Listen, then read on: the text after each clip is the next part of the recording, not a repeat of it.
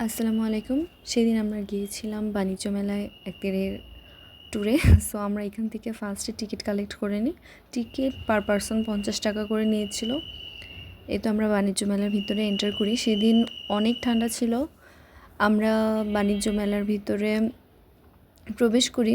সেখানে হচ্ছে আমাদের ভিতরে বেশিরভাগই হচ্ছে দেখা যায় গাউসিয়া নিউ মার্কেটের মতো স্টল। তাদের পণ্য আগে থেকে বাণিজ্য মেলার কোয়ালিটি অনেক ড্রপ করেছে এবং এখানে যে পাকিস্তানি, তুর্কিশ বা ইন্ডিয়ান স্টলগুলো ছিল সেগুলোর প্রাইসও অনেক ওভার হাইপ ছিল এবং প্রাইস সব কিছুরই বেশি ছিল। অ্যান্ড দেন আমরা বাণিজ্য মেলা ঘুরি। এখানে আমরা কিয়ামের এখানে চলে এসেছিলাম। এখানে আমরা অনেক পিতলের জিনিস খুঁজছিলাম আমাদের কয়েকটা ইউজ করার জন্য, বাট এখানে ছিল না। এগুলো মেবি স্টেইনলেস স্টিলেরই কালার প্রলেপ করা ছিল। তারপরে আমরা বাণিজ্য মেলা ঘুরে আমরা এখানে নীলা মার্কেটে চলে আসি।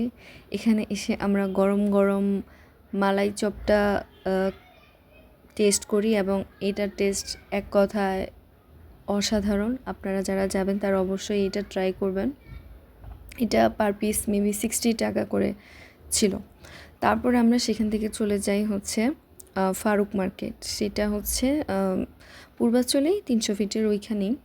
তো ওইখানে গিয়ে আমরা একটা কোরাল এবং 2টা ক্র্যাব অর্ডার করি এবং এখানে প্রাইস নাকি অন্যান্য জায়গা থেকে তুলনামূলক অনেক রিজনেবল। সত্যিই তাই। সেখানে আমাদের কোরাল ফিশের প্রাইস পড়েছিল অ্যারাউন্ড 800 টাকা করে। আমাদের কাছে 1200 টাকা চেয়েছিল, আমরা দরদাম করে 800 টাকা কেজি নিয়েছি এবং কাঁকড়া ক্র্যাবগুলো ছিল হচ্ছে 200 টাকা করে পার পিস, যেটা আমার কাছে অনেক রিজনেবল মনে হয়েছে, কারণ নর্মালি 300 টাকা করে হয়।